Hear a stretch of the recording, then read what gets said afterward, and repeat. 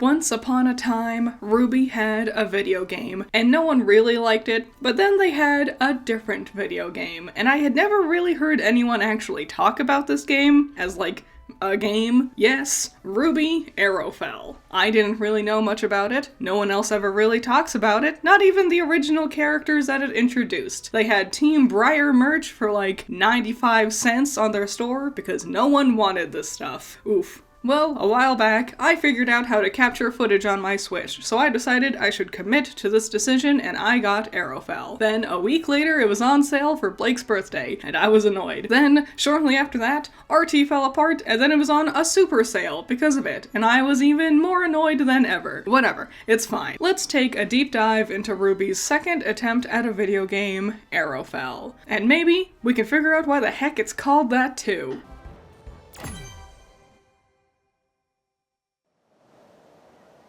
Ruby Rose, Weiss Schnee, Blake Belladonna, Yang Xiaolong, known as Team RWBY. These four former students of the fallen school of Beacon have found accommodations at Atlas Academy in the northernmost continent, Solitas. Fun fact, I've apparently been spelling Solitas wrong my whole life. With honor to their achievements, it is at Atlas Academy that Team RWBY are formally inducted as licensed huntresses. Meanwhile, on a summit north of the city mantle, soulless creatures of destruction, Grimm, have been detected, a threat to both critical military initiatives and life itself. As newly appointed huntresses, Team RWBY is given their first directive by the Academy headmaster, General James Ironwood: investigate the summit, defeat all Grimm encountered, and discover the cause of their sudden presence. Well, here we are. By the way, if you see any flickering on screen, that was on my end. I think it was my capture card. I don't know why it happened. Sorry. Anyways, the tutorial level kicks off right away with vocals from Casey Williams. While it definitely gives the game an immediate sense of RWBY's familiar flavor, it also got a tad repetitive. I think the song is fine, nothing too stand out, but I appreciate the effort. Most of the game's soundtrack doesn't have vocals like this, but it's still nice to listen to. I did think it was funny how it transitioned from RWBY's rock to the pleasant save area music back to the rock stuff.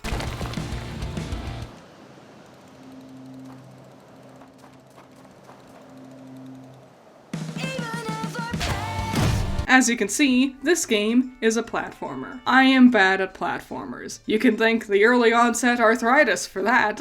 Honestly, this was the main reason I dragged my heels on properly playing Arrowfell sooner. This kind of gameplay style isn't exactly my forte. It's not that I hate it or anything. Some of my favorite games involve platforming like this. It's just, well, it's not really the gameplay I wanted from a RWBY game. Everyone I ever see says they basically want an open-world MMO. Personally, I think a turn-based RPG, very, very similar to Fire Emblem, would work perfectly for RWBY. But I'm not going to fault the game for not being what I would have preferred. Immediately, you can switch between the four RWBY girls with L or R. Each one has kind of the same moveset with only slight variations. B is jump, A is shoot your gun, Y is a melee attack, and X is their semblance. This is where it's really different for each girl and makes it worth swapping between them all. Yang's semblance is an area of effect attack. You can use it to hit multiple Grimm with big damage, but mostly it's meant for breaking down walls that block your path. Their semblances really are mostly used for puzzle solving purposes, which I'm a bit disappointed by. There just seems like a lot of untapped potential. Like, I think if Yang activated her semblance and she got a boost in attack power, but it weakened her defense, that could have been fun. The time it takes for Yang to charge up her semblance doesn't make it very useful for actually attacking Grimm with, though. Blake's semblance is also difficult to use while in combat. It's a shadow clone, and it's used basically like how the bend drown statues from Majora's Mask work. Step on a button, and it will hold the button down for you. I used it in front of the Grimm a few times, and it didn't seem like they were distracted with it or anything, which is a shame. I think if they sort of like homed in on her shadow clone, it would have offered more variety to strategy during the combat, and believe me, it needed some more of strategy, but we'll get into that. Weiss's semblance makes a little platform you can stand on, and I hate it, because if you wait slightly too long, it'll pivot and instead shoot out an array of little ice shards. It's useless. It takes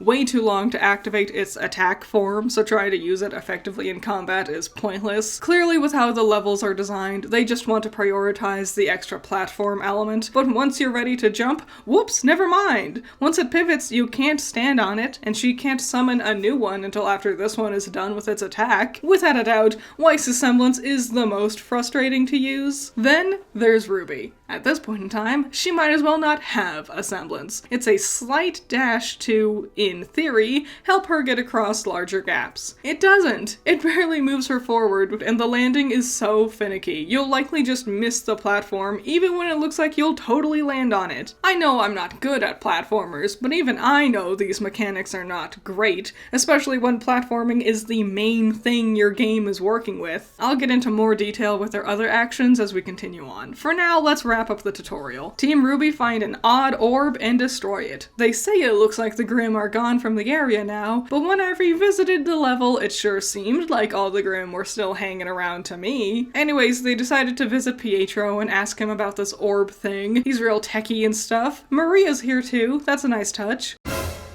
Ugh, Pietro, what did they do to you? In general, the character portraits are perfectly fine. This is nice art, especially for the RWBY girls. Hell, Blake's never looked better, especially with this outfit on. Most other characters look fine. It can be a bit distracting once you realize their expressions don't change like Team RWBY's, but yeah, the art is fine. But poor Pietro just does not look right. He looks like he's melting. Ugh. Pietro sends us off to a nearby town to check with a dude named Russet, and with that, the tutorial is over.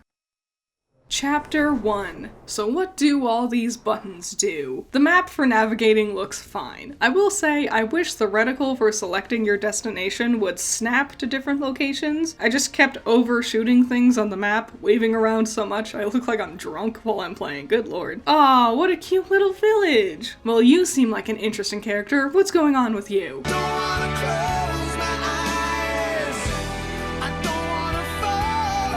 Oh my goodness. This is the most beautiful character I've ever seen in anything ever. I'd die for this woman. Oh my god. I cannot get over how gorgeous she is. Holy cow. This isn't even a super important character or anything either. She's just a rando NPC who gives us one little baby side quest. Why is such perfection trapped in this supplemental material? She should be in the show. Screw it, she should be the main character of the show. The show should just be about her. I'm in love. So we find Russet, and he asks us to get ore because a Grimm bit his dumpy booty too hard and he needs new pants. Yes, that is our first quest. 2 pieces of ore. 1 for each butt cheek. You think I'm kidding? He literally says that. So thanks to Cerise, the beautiful goddess of my love, and Russet, that other guy I don't care about, we can go in a couple of different places now. Cool. So I charged on in, and then I just kept on dying.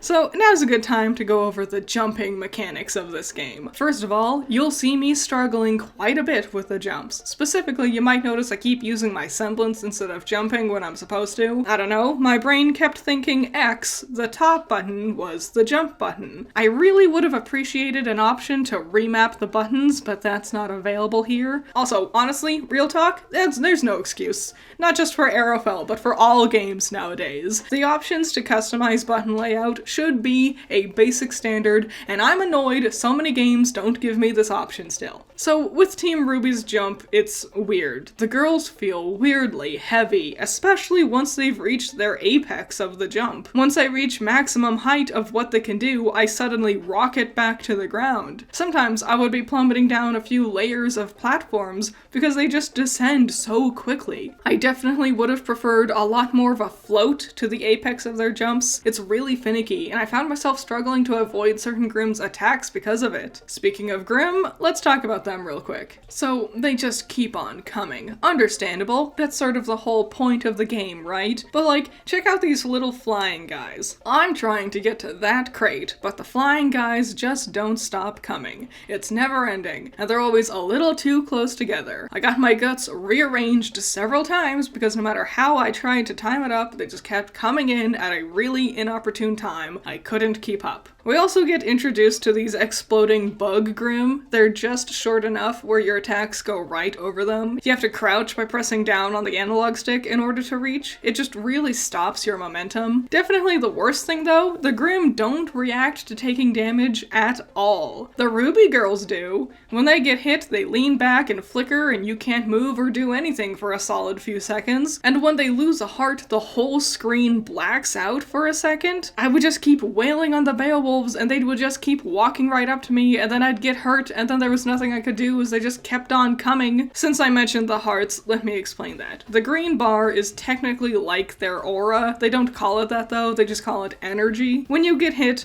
first this bar will go down. Once it's gone, you'll lose your actual hearts. The 4 girls all share the same HP, so you can't swap out to one of the other ones to try to save their aura. I think this method is fine, but I don't really like the blacked out screen thing. I completely lose my bearings on what's going on around me. I don't know why they decided to make it all so encompassing. A large effect on screen would have been fine. You didn't need to eliminate everything from my view. It's disorienting, especially when I'm swarmed by Grimm and I'm trying to land a jump and I just kept dying so much. It's fine. Penny's here. Look at Penny. She's so cute, and nothing bad ever happens when Penny's here. Right? Oh yeah, I guess I should mention where this game takes place. Literally, like, right after Team RWBY gets their licenses in Volume 7. Similar to the Justice League movies. And you know what? I'd rather have this than another spin-off thing that takes place in Beacon. I keep seeing people talking about the idea of a reboot or a remaster or whatever for RWBY.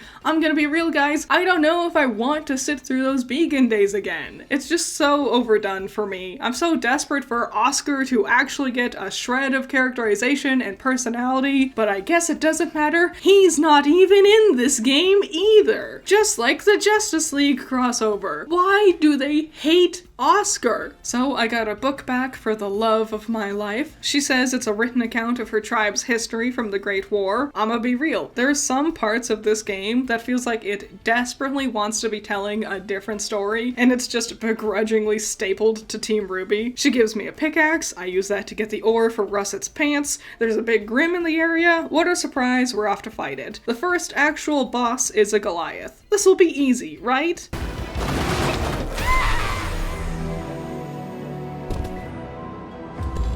I died quite a few times against this thing. Combat is just so clunky feeling in this game. This game's got anti-momentum, if that makes sense. Throwing myself at it with Yang and RWBY didn't work, so I ended up just scaling these platforms on the side where it couldn't really reach me, and I took pot shots at it with RWBY's scythe since it's the longest. I suppose I'll explain their different attacks now. They're all so similar, and the slight differences in range of damage is minimal. The only exception being Yang. Her punch feels like it just goes nowhere. It feels like you need to have the Grimm inside of you for her to even be able to reach it. And their bullets all seem to be the same, like they're the same height, the same area of effect, the same-ish speed. I didn't use the bullets at all though, because they're kind of useless. I suppose so you don't just spam them the entire time. After a while, they'll like just not work anymore. Presumably recharging, and the dumbest thing is, their charge is your aura. Yeah, firing bullets lowers your green energy bar, which is so stupid. It makes you completely defenseless, all for the sake of using a vastly weaker attack. Completely useless. Before fighting the Goliath, I didn't really even bother using the gun. What's the point? Might as well just run up and do better damage with my sword anyways. The Goliath did keep cheesing me though. I tried to jump over its charge attack, but even all the way up here just kept hitting me, and it did a ton of damage too. I got lucky, and it wasn't even a fun fight. I stood in one place and spammed 2 buttons over and over again. But with the Grimm dead, we actually get our first in-game cutscene. Grimm don't get much tougher than that. I think they do. Heck, I think multiple Grimm you've fought has been a lot tougher. There's been some Grimm you weren't even able to beat. Oh boy, look who it is, the DeviantArt OC team. Okay, to be honest, I actually do really like their designs. I just don't like them for the tundra setting. All these girls have their tummies exposed, shoulders, etc. And yes, I know, your aura keeps you warm, but like, you know what I mean. Why waste the aura keeping yourself warm when you could just wear weather-appropriate clothes? And there's so many really cute clothing designs that could only work in cold environments. Why not use this opportunity to use them? But yes, I not only think their designs are nice, but I also think their weapons and semblances are actually really cool, or at least are distinct. Swimming through the ground, that's pretty cool. Portals for her vine whip thing to go through, that's neat. Glowing hair? We haven't gotten that since, I guess, Yang. That's awesome, actually. She might be my favorite because she looks rad. Bianca here's this semblance seems to just be the ability to copy one of her teammates' semblances. A bit of a cop-out, but hey, at least she gets cool semblances to choose from. That was...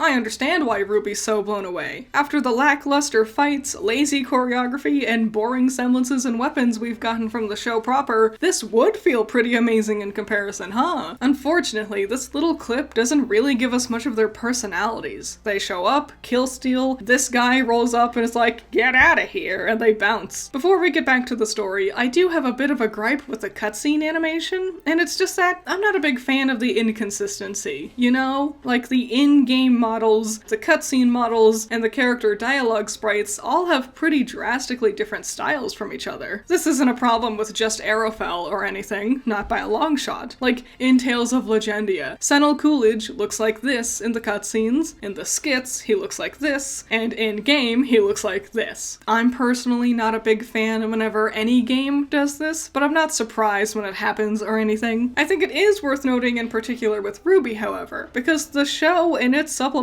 material have a ton of different art styles. The huge variety of styles used to promote the show might come across as confusing to people who want to get into the show proper, or at worst might feel like false advertisement, but that's a topic better saved for its own video. Let's get back to this grumpy dude yelling at kids to get off his front lawn. This is Thornmane. He says Team BRIR are unlicensed huntresses who basically work like mercenaries, offering to help kill the Grimm, but at a price. He doesn't specify what that price is or anything though, but I do think this conundrum is very intriguing. Some people who want to kill the Grimm and are capable of doing so, but didn't go to one of the 4 official academies for one reason or another. Of course they'd want compensation for their efforts, but that also means there might be some who seek to exploit those in need. How interesting. I wonder if we'll come back to this topic more later. Thornmane here says he used to be in training to be an Aesop, but didn't go all the way. So Team RWBY had found a mysterious orb that was making the Grimm more abundant. They gave the broken orb to Pietro, who was able to fix it. He says it seems to be some sort of container. It even looks like a Pokeball and everything. They tell all this to Thornmane,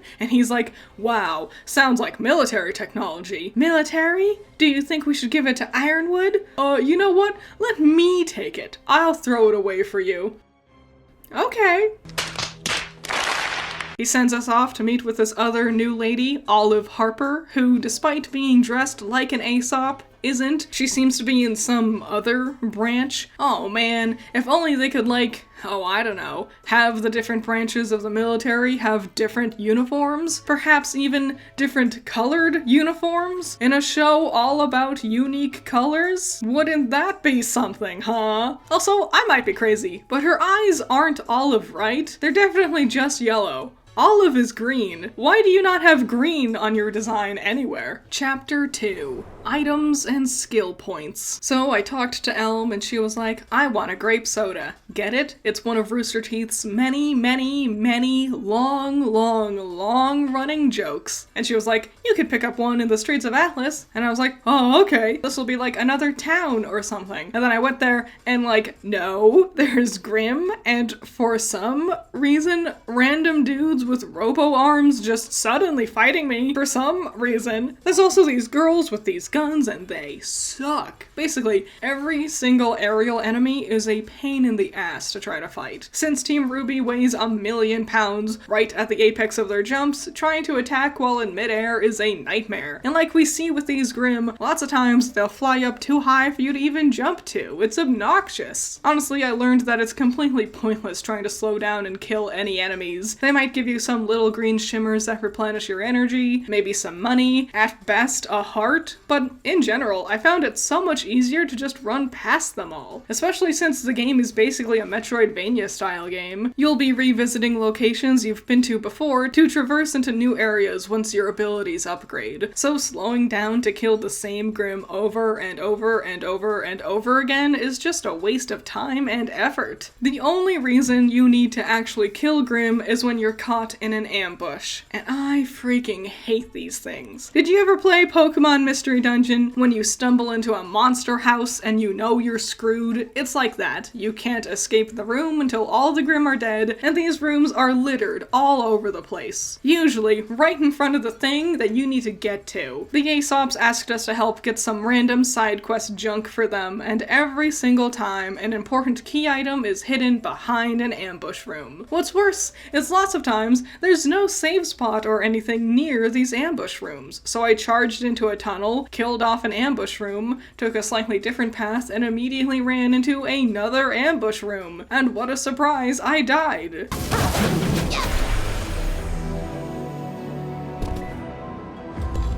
Getting a game over sucks too, because you return to your last save, so all those important quest items or skill points you found along the way are gone. You have to go back, retrace your steps, and recollect them. I ended up getting into the habit of exiting out of a dungeon after finishing an ambush room, going to the Atlas streets because there's a save room really early on in that stage, just to make sure I wouldn't lose my progress. I think if they just had a save point like at the Atlas Academy or something, that would have been way better. Or at least more convenient, geez. So I mentioned skill points. We should go over those. Hidden in treasure chests around levels, you can find skill points, and you can use them to upgrade the girls' abilities up to 4 times. Defense, aura replenishment, melee attack, and gun attack. Initially, I was trying to keep the girls sort of even with skill attribution, but I sort of just kept defaulting to using RWBY. I like how long her reach is with her scythe, and her semblance can help her get past enemies or obstacles. So I ended up just dumping all of my skills into RWBY exclusively. The other 3 girls I only used for the occasional character-specific puzzle I'd come across. You can also buy skill points at a merchant, alongside other handy items, and an extra heart to add to your health bar. Each different merchant, despite looking the same, also has a different stock of inventory compared to the others. So after you buy a skill point from one merchant you come across, you can still buy a skill point from any other merchants you find too. So I got Marrow some goggles, who gave me a soda for Elm, and I got random stuff for Vine and Harriet even rewarded the girls by upgrading RWBY's semblance, so now she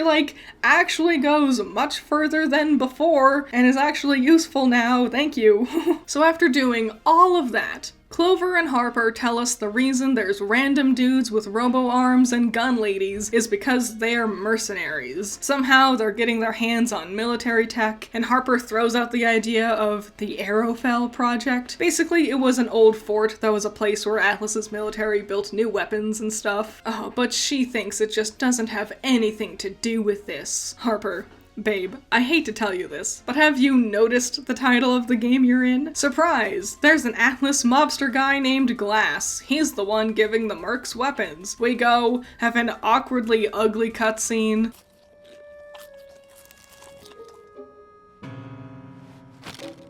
This is the cutscene where that gif of the girls posing comes from, by the way. Anyways, he pops back out with his glass cannon, get it? And I handle this boss fight pretty easily. Maybe it's because this arena had a lot more room to move compared to the Goliath, or maybe it's because his moves were a lot easier to predict and avoid, or maybe it's because I've turned RWBY into a beast by giving her all these skill points I could find. But yeah, it was over before I knew it. Oh look, we get to see Harper in a cutscene too! Raw emotions that draw Grimm. But that's not possible. For one man, it is possible. Hanlon Fifestone. Mantle's most celebrated Union leader. In this exciting episode of RWBY's Misadventures, Team RWBY become Union Busters! Chapter 3, The Grimm, and the most annoying fight in the entire game. This chapter is a lot of the same. This time we run into Crow and Winter. They task us with running around finding random doodads in chests. Winter upgrades Weiss's semblance so she can summon 2 platforms now. So, if you mess up, it takes even longer for you to sit there waiting for your glyphs to reset. Awesome. And while doing a side quest for this, I want to say hamster girl, she helped Blake upgrade her semblance somehow. So she can summon 2 shadow clones and hold down 2 different buttons. Yippee! I don't really have a ton to expand on gameplay-wise, so I figure I'll use this time to talk about some of the new Grimm we see in this game. These little imp-like guys called Swindlin? I'm not sure what they're supposed to be based on. Looking up Swindlin on its own didn't give me any answers, but if I had to guess, I think they're just based on, like, gremlins. You know? According to RWBY's wiki, these beetle guys are classified under the same category as the beetle Cinder used to steal some of Amber's maiden powers. Personally, I would have had them separately classified, just because their methods of attack seem to be so different. I think they would need to be categorized more uniquely. And these stupid flying dudes who are always out of reach are called razor wings, taking inspiration from harpies. I'll admit, I do think the design is really, really cool. I really hope we get to see them again, but in this game, nah, they suck. Those are the only new Grimm they introduced in the game. I do appreciate that they changed some things up and came up with new ideas for this adventure. Keep things fresh and new and fun, yippee! Well, I've officially maxed out all of RWBY's skill points, so I guess I'll just start giving the other girls skill points now too? I guess.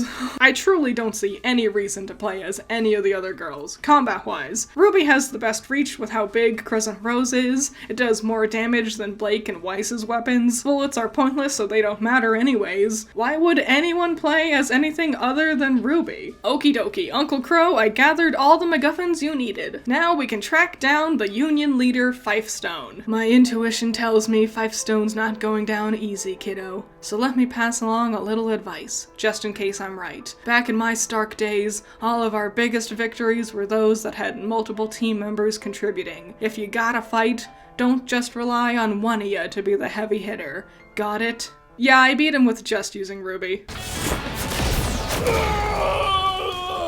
I'll tell you what though, this fight was a pain in the ass. Fifestone sucks. So Team RWBY runs up and sees he's terrorizing people to use his semblance to, like, steal their fear and put it into an orb. Sure, why not? It's creative. I'll give them that. We combo kick him through the wall and then enter the bitchiest fight ever. Holy crap. I struggled for a good while, so let me tell you how to beat him. First of all, he has 3 moves he'll do. This rock explosion blast thing, this tornado Beyblade thing, and then this wall of wind and dirt thing. Paying attention to what color his weapon turns before an attack will telegraph which one's coming up. When he does Beyblade, just stand on a platform and wait for him to stop moving. He'll be dizzy and you can get a bunch of shots in. Make sure to run out of his range before he gets his bearings though. I lost a ton of health just by having him walk past me. His hitbox is huge too. When he does the homing rock blast thing, just wait until the reticle is ready to fire and move out of the way. You can try to run around him to hit him, but the area of effect on his rock thing is even bigger. So I say just wait around and regenerate your energy a little bit. Last, his wall thing. Really, not much you can do.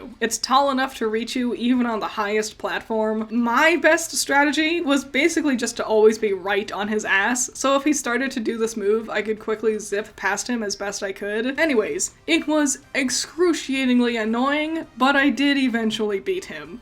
There was a time I used my semblance for the good of Mantle, to reduce tensions between our classes. What comes next is entirely your fault.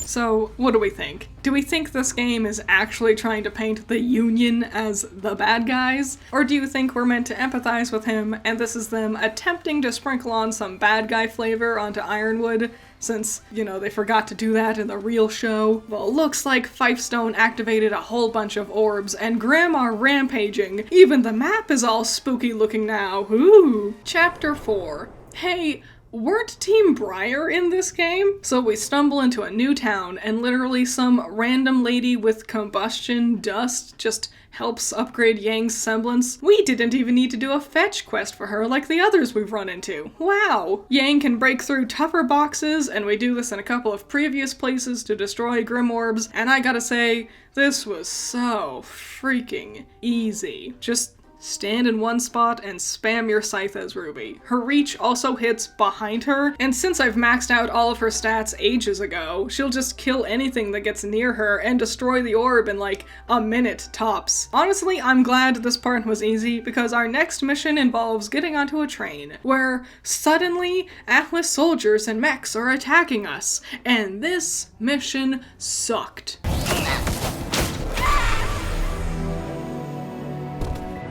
It's literally just non-stop ambushes. Like, I couldn't even count how many ambush sections we had in a row here. What's worse is this new chapter introduced a few new enemies, like the Apathy Grimm and the Zatlesian Knights, and they're just damage sponges. Even fully upgraded RWBY was just standing there for ages trying to cut through them all. This was the first time I actually had to buy other items from the merchant. I had no real need for any of their healing items or revival rings before now, but this never-ending onslaught was just too much. Anyways, the girls are finally like, this is weird, what's going on? Harper!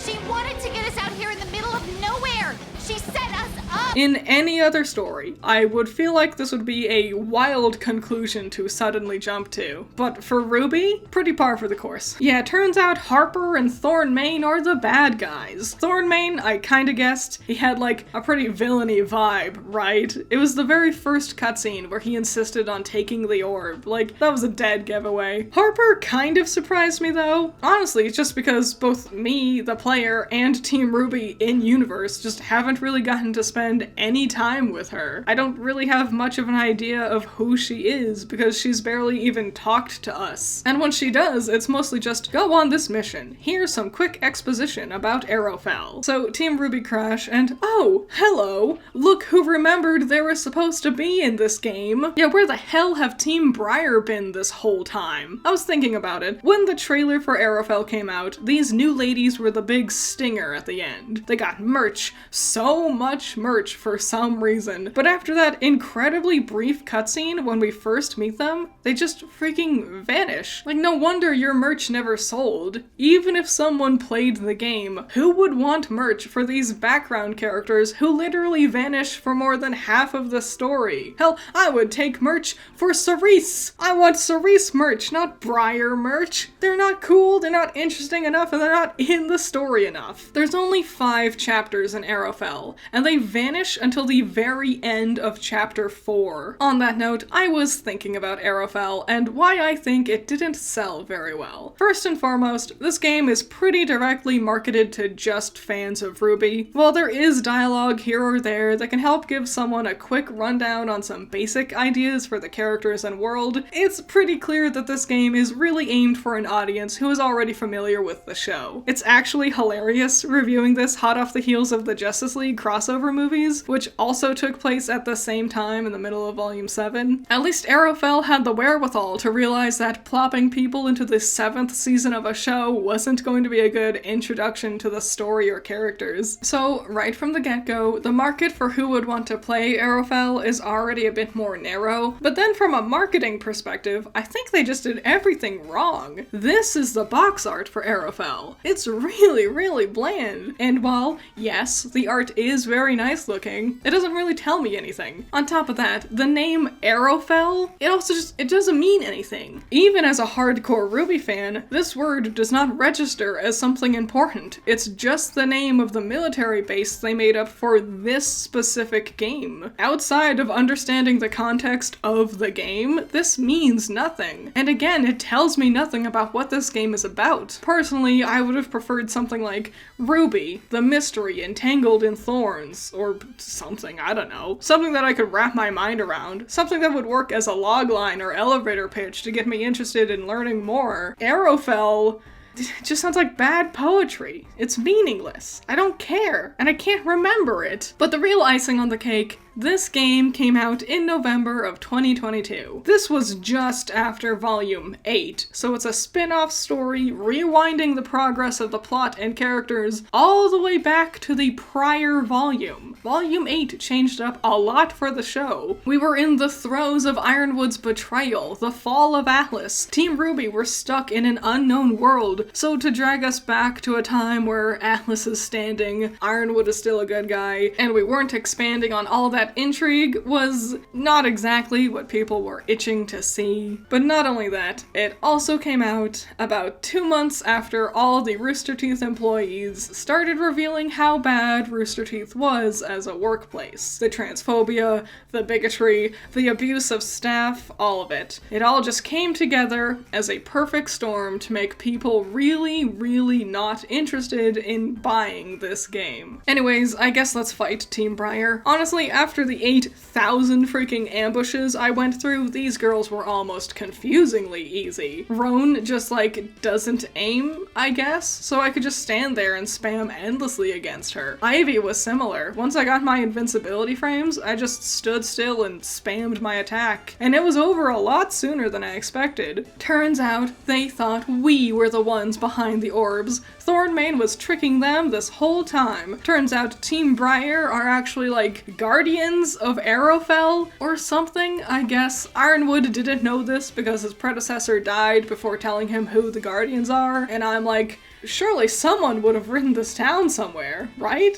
Chapter 5. The soundtrack and the finale. So we're on the final level now. Time to dive into Arrowfell and beat Thornmane. But first we gotta find keys from each of the Team BRIR girls. Throughout the game I've stumbled upon Penny every now and then in front of a fancy little barricade. Now it's time to go back to those spots and do my newest fetch quest. While Penny's animations are cute and I do like how she gets to play a big important role in this story, I will say her animations are also awfully slow.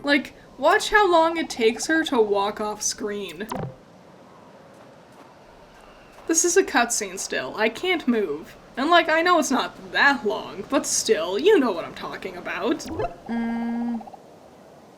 While we're running around doing the same old thing again, I'll use this time to talk about any final thoughts I have about the game itself. First, I like the sound effects. They're charmingly plunky and bright, and it's very pleasant and satisfying while scrolling through the menus and stuff. Bye-bye! Also, while gameplay can be rather spammy, the repeated sound effects for their semblances and weapons never felt tiresome, so that's good. I also really like these little sprites of Team RWBY. Despite being so small on screen, they have a lot of personality, especially their cute little poses they do when they open up a chest or save the game. RWBY Naruto runs everywhere, and I found that adorable. It's also a good thing their animations have so much personality, because unfortunately their dialogue feels a little basic. RWBY has the most pizzazz to her dialogue, being appropriately upbeat and quirky. The other three felt a tad watered down. Weiss is mostly irritable, and Yang is... I'm Yang, let's fight! Blake is the one with the least outstanding personal flair, I'd say, but I suppose her being the only normal one out of the team isn't exactly an incorrect way of characterizing her. They don't feel out of character, which is the most important part. In general, the dialogue is fine, if nothing to really write home about. Last thing, the different locations are kinda disappointing. It's a bit of an unfortunate side effect of the show proper having very little going on in Atlas to begin with. It's all either craggy tundra or metallic streets. That's it. It's an issue I have with the show proper too. I feel like there's a lot of missed potential with the environments in RWBY. We've had some really cool things before. The Forever Fall Forest, the floating anti-gravity islands, the ruins in the Emerald Forest. I think about all of that, and then this game is very one note in comparison. What would we do without you, Penny? There is no need to ponder such a question, for I am here, and as long as I am around, I will continue to support my good friends, the best huntresses ever. Arrowfell is open! Let's run on in and fight the bad guy. Well, unsurprisingly, we first have to go through another million ambushes to get there. In these last 2 chapters, they've really artificially raised the difficulty by bombarding you with these ambushes. It's not hard, it's just tedious, and after a good couple in a row, yeah, your health might be low, but it's not nearly as bad as the train sequence was last chapter. And honestly, no fight has been nearly as hard from an actual gameplay skill level as Fivestone's Chapter 3 boss fight. But I guess they have no choice but to add all these ambushes. Without them, I would literally just jump over all the enemies. RWBY's Semblance also lets you slip past opponents without getting hit. Hell, I even stopped caring about opening up chests. It's always just a skill point, and I really don't need to give any of the other girls any skill upgrades. I only use RWBY, so why bother wasting my time to get a useless collectible? Maybe if there was also some healing items or something sometimes, that would incentivize me to stop and bother opening the chests. I really love it when games let you unlock concept art and stuff, and that could have been cool, but no, it's just a skill point that I don't need. Oh well. Also, inside Arrowfell, I'm sorry, this absolutely garbage song is playing on loop.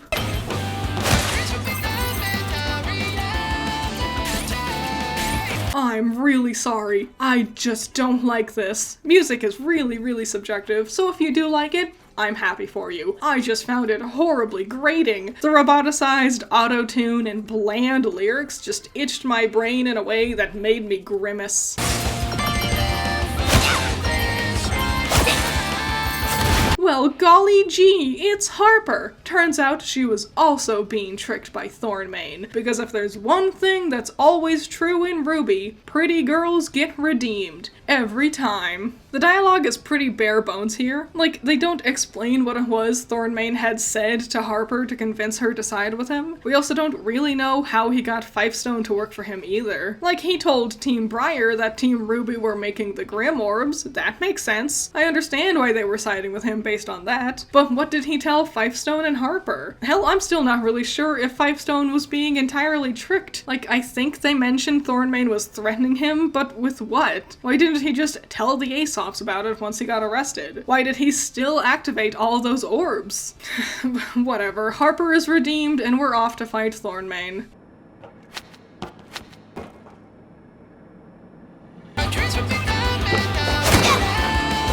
No! Stop playing the song! No! I hate it! We finally get to Thornmane, and he explains he's mad at Ironwood because James turned him down from being an Aesop. And he explains that Ironwood turned him down because there was no fit for your semblance, which, like, Ironwood must have just come up with a random excuse to turn this guy down. His semblance is speed and arrow trajectory. If we can let stretchy arms and sticky feet be Aesops, I don't really think anyone's semblance would be a part in the qualifying process. Time to fight. Thornmane is pretty easy. The hardest part is when he gets up on a little platform just because I can't reach him, so I have to sit around and wait for him to come back down. All his attacks are pretty easy to dodge, especially with RWBY's semblance, and he spends lots of time standing still, laughing and posing or whatever. After the first round though, he brings up 4 Grimm orbs, and it's a lot of standing in one spot, spamming one button.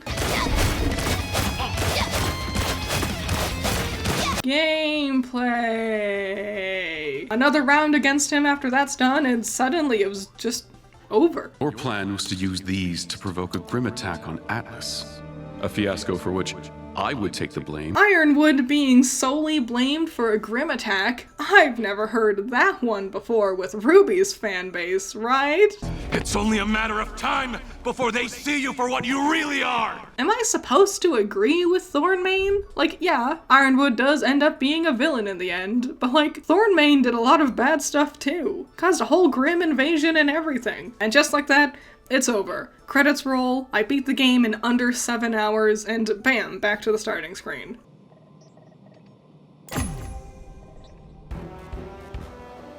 Final thoughts. I don't know, this game is incredibly mid. Like, it's not bad, I don't hate it or anything, but I'm also not that in love with it either. It's just fine. I don't think I'd be itching to play it again anytime soon. The gameplay more often than not felt very repetitive, especially for the last few chapters. It was really easy to max out RWBY's skills before the end of chapter 2 or 3. Maybe if I did try switching up who I was playing as more, I'd have more difficulty, but I really didn't think it was worth it. Aside from some puzzle solving, there's no real incentive to play as the other girls. Their moves are all too similar, and RWBY's long reach was just the most handy in the most situations, especially paired with her semblance that lets her zip past enemies too. If someone wasn't a RWBY fan and tried playing this game, I don't think they'd be able to get too invested in the story. It's kind of bare bones. There's not a lot of depth to the actions of these characters. A lot of things are left vague or unspoken, like we never really go back to the idea of Team BRIR being mercenaries for hire, or Fifestone being a union leader. I was really disappointed with just how small this game is. Like I said, I beat it in under 7 hours. There's only 5 chapters, and not a lot to do in those chapters. There's no side quests or anything. Every semblance upgrade I got was a part of completing the story missions too. Most disappointingly was the fact all these new characters they made for the story felt forgotten. Harper barely got any personality and was only in 1 animated cutscene. Hell, Team BRIR were only in 1 animated cutscene too. It's a shame, because not only did they spend the time and money making their character models for the animations, but also their weapons and semblances are actually really cool. I wanted to see a lot more. The game overall was fine.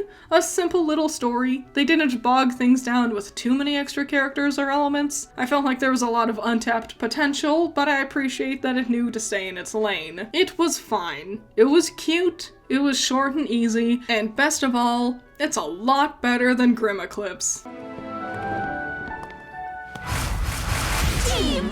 Shout out to my $10 patrons, you're all amazing. Andrew, Valhalla Knight, Chamomile, Classic Critic, Genital War Thunder, Jake, Amber, Hype Man, Scaring Crows, Not All That Evil, Holly, Messiah, Jacob, Ben's Sketchbook, Rain, Omega Fighter, Trash, Wild Pilot, Josh, Twisty, Juan, Bunkin Duncan, Hoodie Angel, Ranger, Hutmut Butt, Cloudy Days, The Enigma, Primaroon, Overhypen, Curse Knight, Plague, Unspoken, Tyrene, Thanos, Pandemonium, and Peter. I hope you had fun. Have you ever played this game? What do you think? What do you think about Team BRIR, about Fifestone and Harper and Thornmane, about the story and Ironwood and everything? Have you played it? What do you think? Do you play as anyone other than RWBY? I can't see anyone, especially anyone who tries to main Yang. Her reach is so garbage. I can't imagine anyone wanting to play as her. But yeah, any thoughts and opinions about this or anything else, let me know in the comments below. I would really love to see them. And I guess I'll see you in the next one. Bye bye.